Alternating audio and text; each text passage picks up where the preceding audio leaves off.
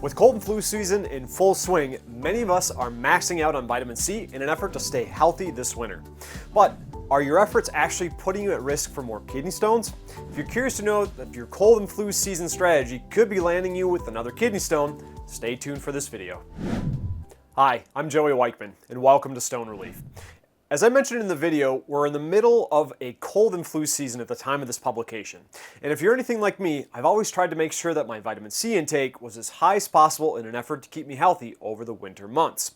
However, all of this has changed for me in the recent years. So today, I'll share with you what I've learned about vitamin C as it relates to kidney stones to help you better understand how you may be self-sabotaging like I was. But first, let's begin with a quick overview of what vitamin C is exactly. So, when it comes to vitamin C, this is what we call an essential vitamin. This means that it must come through diet and is not something that we are able to produce ourselves. And there are a whole host of vitamins that we are able to produce provided we are giving our bodies the right input through food. But this has got to be absorbed through the foods that we eat. So another name for vitamin C that you may see is also ascorbic acid. And typically the highest concentrations of vitamin C are going to be found in fruits. And to most people's surprise, vitamin C is actually found in pretty much all food types. However, especially here in the United States, the USDA does not report vitamin C levels, especially in things like meat. And I'll let you draw your own conclusions on what that potentially could nefariously mean, but nevertheless, it's not reported in all foods. It's only reported in the more major food sources like fruits, for example, that you may find concentrations of this vitamin. Now, the recommended daily allotment for this vitamin currently stands about 90 milligrams per day. Now, there's a caveat to this though, because when it comes to someone eating a more traditional diet or the traditional American diet, glucose and vitamin C compete. So there's some scavenging that's occurring here that is driving this RDA higher than it would be if you were eating a carnivore or more animal-based diet where there's not as high level of carbohydrate or glucose in your system competing for vitamin C absorption. So your requirements for vitamin C are way down. Now, this has been really elucidated and ferreted out by a lot of like Wilhelm Stephenson's work. So if you're curious to learn more about how this kind of evolved and where we learned that about 10 milligrams of vitamin C is appropriate for those who are on a carnivore or animal-based diet, he's really the one that pioneered most of this. Is the guy that went up and lived with the Inuit and ate fish and came back to the United States reporting on this miraculous, how his health improved, his teeth went whiter, like all these positive things, and he eventually went to a hospital, I believe it was in New York City, and did a controlled experiment showing that he could survive and thrive just on meat alone. And again, most of this vitamin C data is not reported in foods today, but there is vitamin C in an all-meat diet, enough to prevent scurvy and also ensure your overall long-term health as well. So no fears here. Now, most people like me thought vitamin C was taken to prevent a cold or a flu. However, there's no studies or no research that's been found that actually supports this. However, there is some research that shows that it can reduce the length of your cold or your flu. So in that respect, it has value. However, most of us, as we'll talk about here in the next chapter, are probably way overdosing on vitamin C, and again, even just to reduce the length of a cold, and going way beyond this causes a whole host of issues for those of us who form kidney stones, which again, we'll talk about here in the next chapter. Just a reminder, this information is available in written form on our website. Find the link below in the description.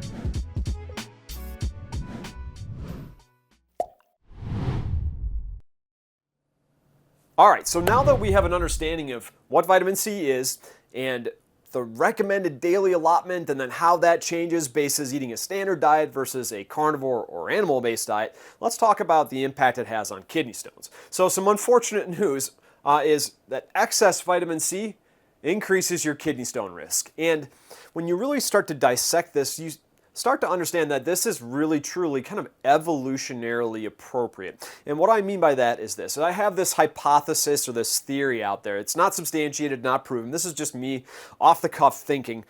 But as I've mentioned in previous videos, if you're forming kidney stones, especially like the calcium oxalate type of kidney stone, you're likely from a part of the world, or your ancestors were from a part of the world where you likely were not encountering a whole lot of vegetation on a regular basis. And the way that evolution kind of functions is that it optimizes for things to help an animal thrive and survive in its environment. So 80% of the rest of the population of the world has the ability to manage this plant toxin oxalate, whereas people who form calcium oxalate kidney stones like myself and likely like you who are watching this video don't handle that toxin very well and eventually get kidney stones because of it. So that tells me, or leads me to believe, that at some point in time in our evolutionary past, we're not coming across much vegetation and, again, did not require the adaptation to be able to digest plant toxins like oxalate to be able to survive, because we probably just weren't coming across it. We were eating more animals than we were eating vegetation. Again, this is probably northern climates, things like that, where vegetation is only available in a very short window. And I'm not suggesting that we wouldn't eat vegetation, especially like berries and fruits and things that we would come across in our travels, but it's probably not a whole lot of it. And again, it was only during a very isolated period of time,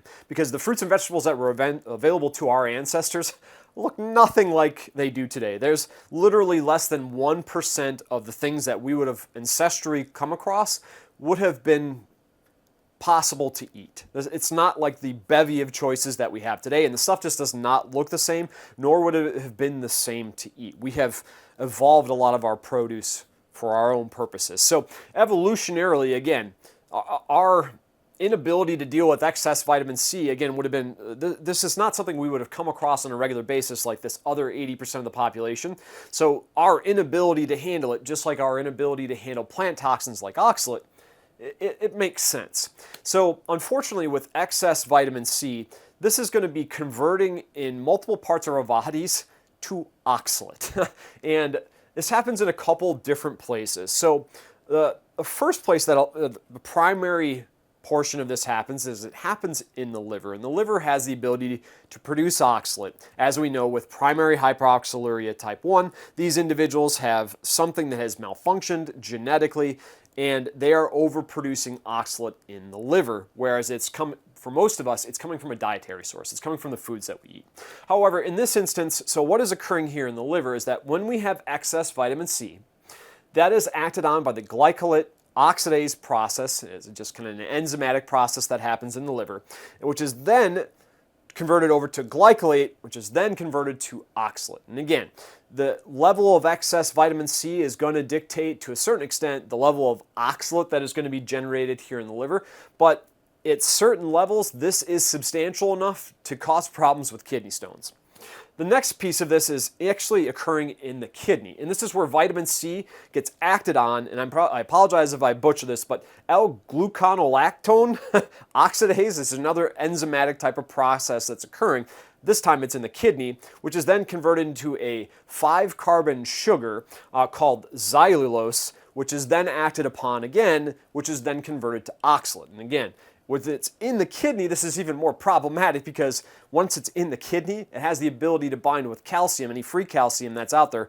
And as if you've seen any of our previous videos, calcium and oxalate are oppositely charged. One's positive, one's negative, and they zip together like magnets when they have been given time, and there's enough of it in the kidney. So this is a problem.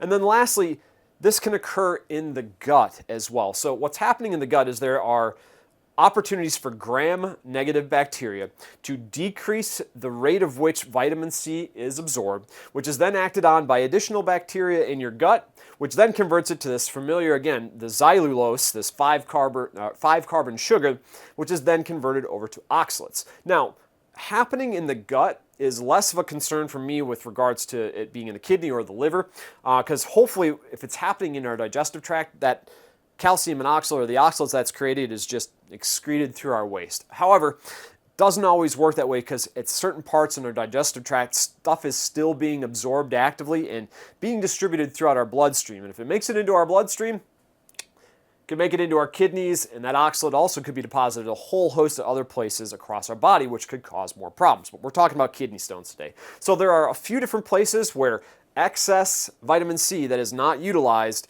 is going to cause problems for us as kidney stone sufferers. So really, truly, based on the studies that are available, if you're consuming between 500 to 2,000 milligrams of vitamin C on a daily basis, you're going to anticipate anywhere between a 31 to 100% increase in urinary oxalates. And that's massive, because most of us are just flirting on the edge with the way that we eat in terms of kidney stone creation when they're calcium oxalate stones.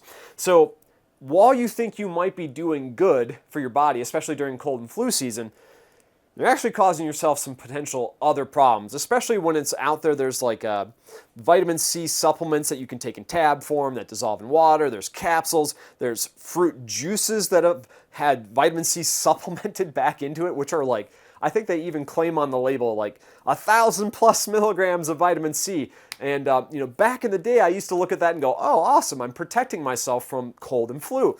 But what I really didn't realize is that that was pretty much a kidney stone in a bottle, because again, we really don't need more than 90 milligrams if you're eating just the standard traditional diet. But if you've made dietary changes to help prevent your kidney stones, like I would encourage people to do that are going to be more carnivore or animal based, your vitamin C level drops dramatically. So this is something to keep in mind. Even while you're eating carnivore or animal based, there are limits to these things, because again, ancestrally, we are not equipped to be able to deal with these vitamin and mineral loads, in particular vitamin C, and also the toxins that come associated with plants, fruits, and vegetables, and the things that we are consuming on a regular basis today. So if you have any questions about this or are confused on what choices that you need to make in terms of your diet to be able to help you prevent your recurrent calcium oxalate kidney stones, I'd encourage you to hop on over to our website, stone-relief.com, click on the coaching button in the upper header, schedule a call with me, and we will set forth a plan for you to be able to make the appropriate changes to your diet that'll make sure that you are living the healthiest life that you can, and you're also putting an end to your kidney stones. Visit our website if you'd like to join a community of people learning to manage their kidney stones naturally. See you in the next video.